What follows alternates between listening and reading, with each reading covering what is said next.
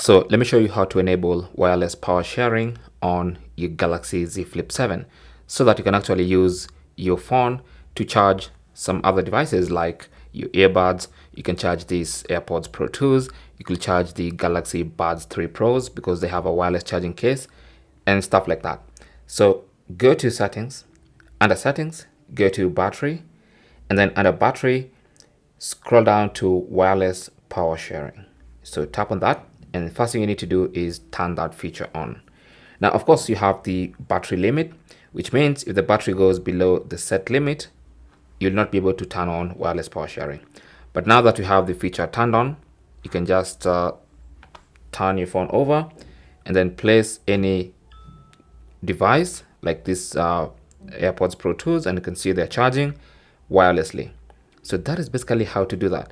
Now, if you do that often, then you might want to create a shortcut, an easier way of turning wireless power sharing on and off. All right. So you can add it to the quick settings panel. So just swipe down, and in this quick settings shortcuts, tap on edit, and then tap on edit again, and then look for the wireless power sharing option in the available buttons section. So just scroll. Let's see if we can find it.